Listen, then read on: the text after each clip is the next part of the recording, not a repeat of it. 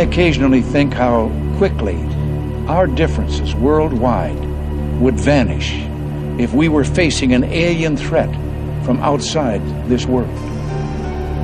And yet, I ask you, is not an alien force already among us? Looks like you got an object right in front of you, Mark. Can you look out there? Discovery, we're sending you an orbiter state vector. Sparkling bed of diamonds out there. A real picture, or are we just getting some video fuzz?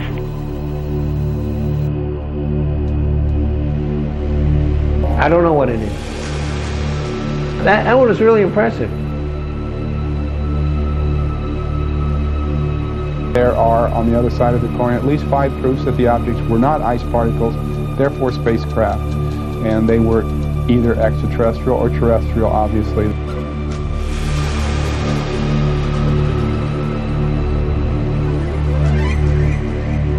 We have an unidentified flying object.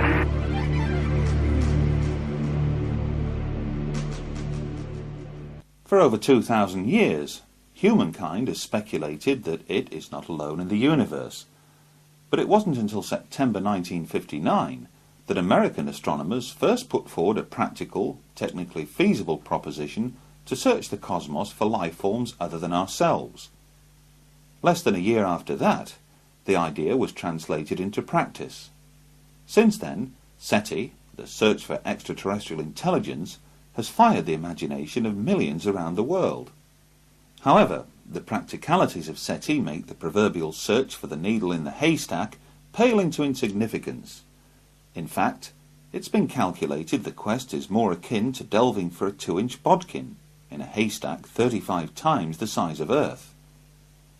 All sky surveys up to a distance of 70 million light-years made at Harvard, Buenos Aires and Ohio since the 1970s have failed to detect any evidence of omnidirectional transmissions. After years of analysing hundreds of billions of signals, fewer than 100 have given the appearance of artificiality, and none of these could be relocated in repeated surveys. The world of astronomy then remains divided between the true believers, who think they will find evidence of extraterrestrial life in our or other galaxies, and skeptics who regard that, and the work of SETI in particular, as either a diversion from more important things or a gigantic waste of time, resources and money. It's a curious fact, but NASA is forbidden by Congress to seek communications or signals from the very intelligent life-harbouring planet SETI hopes to find.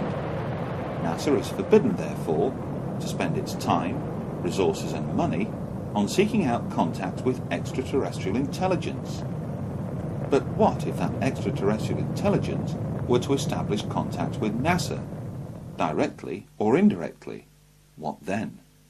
And where does NASA and its US Congress stand when it comes to UFOs?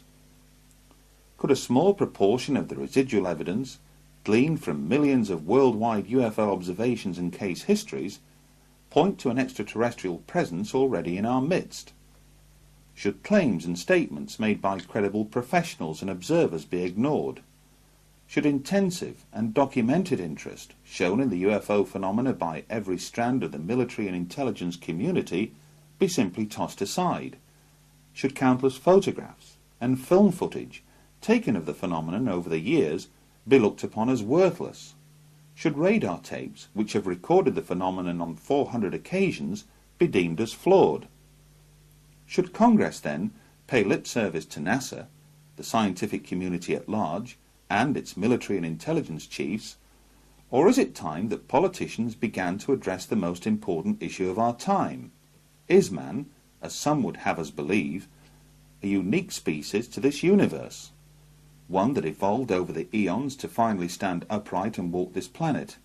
One that was able in the course of less than a century to progress from horse-driven carriages to putting a man on the moon? How was this staggering technological progress achieved over such a short period of time? Is it pure coincidence, then, that midway through this period, reports of flying saucers began to emerge from around our world? At the precise moment when man was signalling his intentions to step forth from his earthbound environment, the phenomenon we now term UFOs signal back.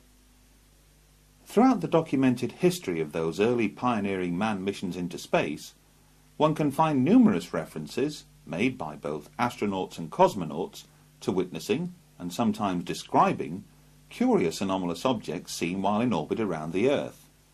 John Glenn likened these to fireflies, and for a time NASA actually believed they had stumbled across living critters, according to one of its retired astronauts, Scott Carpenter. The years went by, and with each passing decade there appeared no let-up in reports of UFO activity. But in the late 1980s, those reports took on far greater significance with the arrival of the camcorder. In the space of a few short years, what was once regarded as an extremely rare event, to capture a UFO on film, has now become commonplace.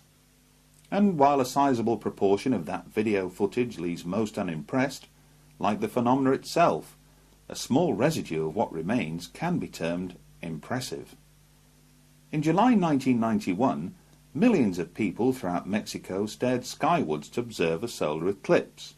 That day, several UFOs appeared in those same skies.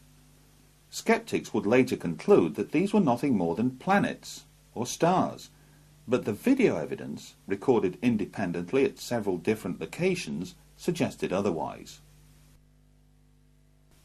Much has been said, written and claimed as to why more UFOs have emerged from Mexico than any other nation on the planet during the 1990s. Indeed, there are those who would argue that most, if not all, of the 5,000 plus hours of amateur camcorder footage taken of UFOs in the skies above Mexico this past decade alone is nothing to write home about. That the bulk of the footage can easily be explained. That some has been deliberately manufactured, while the rest has captured nothing more than passing aircraft, balloons, meteors, or falling space debris. Dependent on your point of view, the objects depicted in these sequences are either balloons or UFOs. Interestingly, during filming, the camera operators and those closest by never refer to these objects as balloons.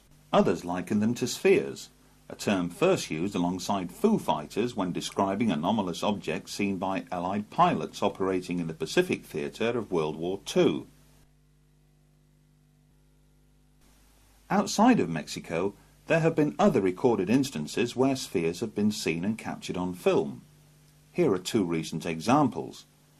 These spheres appeared over Stirling, Scotland during the summer of 1998. Local resident Brian McPhee borrowed a camcorder from his cousin after being puzzled by the repeated appearances of these objects high overhead. Some were seen to hover close to and then descend into or through the clouds. Elsewhere, some were seen to emerge from the clouds before darting away at incredible speeds. And take this as another example. Filmed in broad daylight over central London in July 1999, Christopher Martin was on hand to record the moment when this sphere appeared amidst one of the world's busiest air corridors. Was this a balloon? Or something else?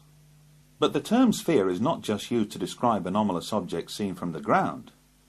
Curiously enough, just 2 months after the Mexico eclipse, similar sphere-like objects were recorded by the crew of the Discovery space shuttle. Anomalous objects seen on the STS-48 mission footage, taken on the 15th of September 1991, have been explained away by NASA as nothing more than ice crystals, whose sudden movement was caused by the release of directional jet nozzles from the shuttle itself. What though the mysterious meteor-like streaks seen in the same sequence? And what of this counter-explanation to NASA's ice crystal theory by Dr. Jack Kasher of Nebraska State University? At least 5 proofs that the objects were not ice particles, therefore spacecraft, and they were either extraterrestrial or terrestrial. Obviously, that's the dichotomy that While many still remain unconvinced that the STS-48 footage captured intelligently controlled spacecraft in mid-flight, it was the catalyst that would persuade both UFO researchers and amateur astronomers alike to pay much closer attention to space shuttle missions in the future. And, as you will learn later, what showed up on the STS-48 footage would prove to have a profound effect on this individual, one that would eventually lead him to an extraordinary discovery. During 1996, there were two notable events. In August of that year, NASA announced that it had unearthed fossilized evidence contained in a Martian meteorite and discovered 12 years earlier in the frozen wastes of Antarctica, which would appear to suggest that life, albeit billions of years old, once existed on the red planet. The declaration, which has yet to be embraced by the scientific community at large, created headlines around the world, and more or less ensured that NASA would have no difficulty in raising the necessary funds to embark on an ambitious, unmanned series of mission probes to Mars in the future.